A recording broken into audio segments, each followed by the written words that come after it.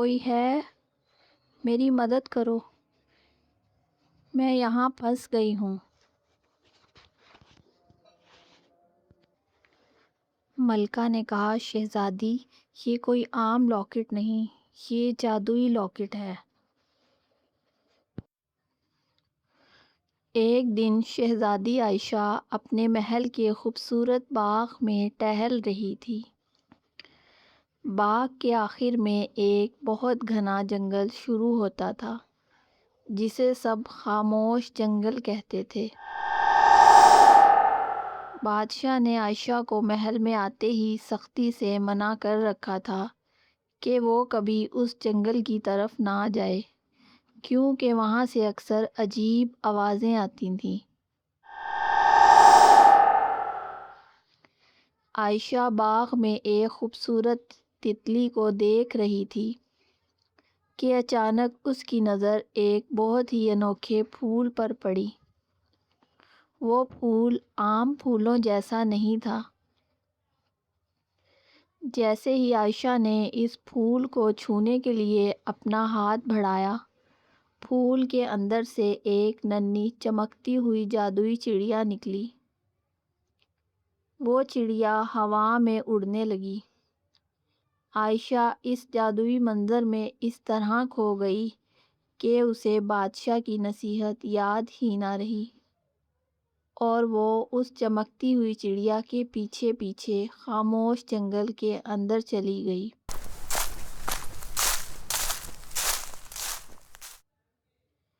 جب عائشہ کو احساس ہوا کہ وہ بہت دور نکل آئی ہے، تو وہ خوف زدہ ہو گئی کہ اچانک اسے کسی کے رونے کی آواز آئی۔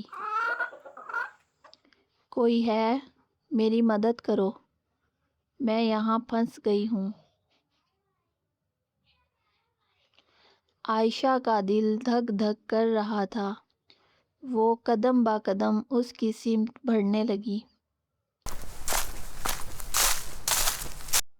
کچھ دور جا کر ایک پرانے درخت کی جڑوں کے پاس ایک خوبصورت ننھی سی جادوئی مخلوق پھنسی ہوئی تھی۔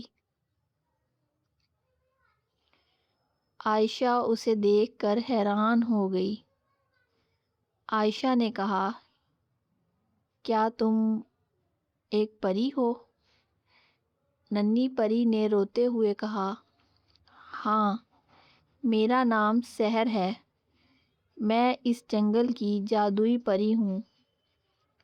میں یہاں جڑی بوٹیاں چننے آئی تھی کہ تیز ہوا کی وجہ سے میرا پر اس زہریلی جھاڑی میں پھنس گیا۔ اگر میں سورج ڈھلنے سے پہلے آزاد نہ ہوئی تو میرا جادو ختم ہو جائے گا۔ میری مدد کرو۔ عائشہ نے ایک پل بھی ضائع نہیں کیا۔ وہ جانتی تھی کہ زہریلی جھاڑی کو چھونا خطرناک بھی ہو سکتا ہے، لیکن اس وقت ایک معصوم کی جان بچانا اس کے لیے سب سے اہم تھا۔ عائشہ نے کہا، سحر، تم گھبراؤ مت۔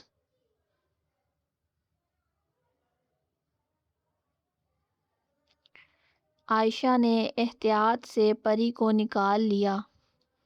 یہ کام اتنا مشکل تھا کہ ایک کانٹا عائشہ کے اپنے ہاتھ پر بھی لگ گیا۔ آزاد ہوتے ہی پری خوشی سے ہوا میں اڑی۔ پری نے شہزادی کے ہاتھ پر جادوئی پھونک ماری، جس سے زخم ٹھیک ہو گیا۔ پری نے شہزادی کا شکریہ ادا کیا، تم نے اپنی جان خطرے میں ڈال کر میری مدد کی ہے۔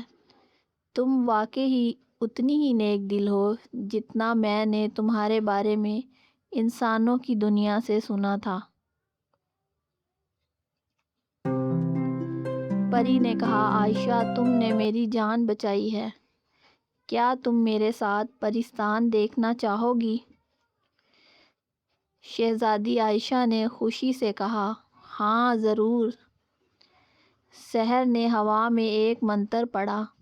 دیکھتے ہی دیکھتے ایک چمکتا ہوا جادوئی دروازہ کھل گیا۔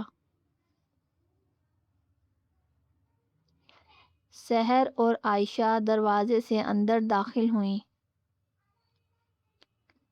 عائشہ نے دیکھا پرستان بہت خوبصورت ہے۔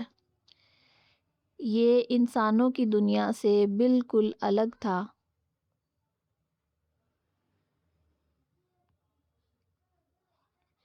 سحر شہزادی عائشہ کو پریوں کی ملکہ کے شاندار دربار میں لے گئی۔ ملکہ ایک خوبصورت کنول کے پھول پر بنے تخت پر جلوہ افروز تھیں۔ جب ملکہ کو معلوم ہوا کہ عائشہ نے سحر کی جان بچائی ہے تو وہ مسکرا اٹھیں۔ ملکہ نے شہزادی کا شکریہ ادا کیا۔ ملکہ نے عائشہ کو تحفے کے طور پر ایک جادوئی لاکٹ دیا جس کے اندر ایک چمکتا ہوا نیلا ہیرا جڑا تھا۔ ملکہ نے کہا، شہزادی عائشہ، یہ کوئی عام لاکٹ نہیں ہے۔ اس لاکٹ کے سامنے تم جب بھی مجھے یا سحر کو پکارو گی، یہ لاکٹ چمکے گا اور ہم تمہاری مدد کے لیے پہنچ جائیں گے۔ لیکن اس کا جادو تب تک کام کرے گا جب تک تمہارا مقصد نیک ہوگا۔ شہزادی عائشہ کو پرستان کی سیر بھی کروائی گئی۔ پرستان میں کچھ گھنٹے گزارنے کے بعد سحر نے شہزادی عائشہ کا شکریہ ادا کیا اور اسے دوبارہ اسی جادوئی دروازے کے ذریعے درخت کے پاس پہنچا دیا۔ دونوں نے ہاتھ ہلا کر ایک دوسرے کو اللہ حافظ کہا۔ شہزادی عائشہ خوشی خوشی اپنے محل کی طرف لوٹ آئی۔ کافی عرصہ گزر گیا۔ پھر ایک سال سلطنت پر ایک بہت بڑی مصیبت آئی۔ بارش نہ ہونے کی وجہ سے قحط پڑ گیا۔ سلطنت کے معصوم لوگ اور بے زبان جانور بھوک اور پیاس سے تڑپنے لگے۔ شہزادی عائشہ بہت پریشان تھی۔ وہ کئی راتوں تک سو نہیں پائی۔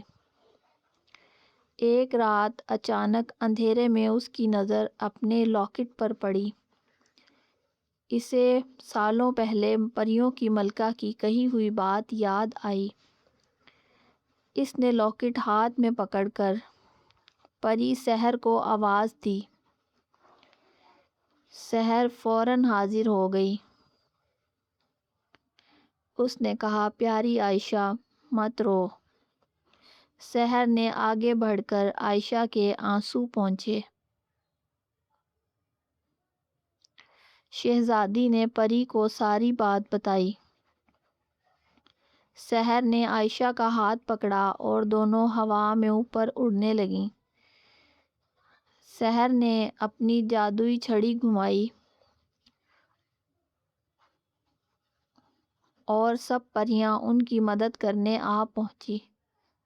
سب نے بادلوں میں پانی بھرا۔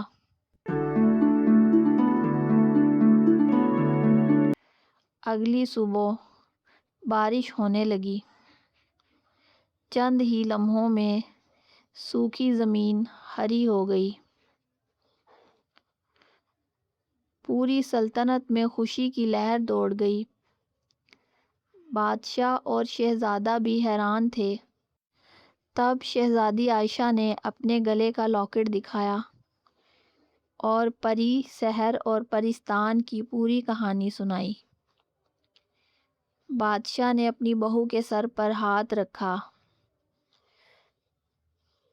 شہزادی عائشہ اکثر محل کے باغ میں اس جادوئی لاکٹ کو ہلکے سے چھوتی اور سحر اس سے ملنے اڑتی ہوئی چلی آتی۔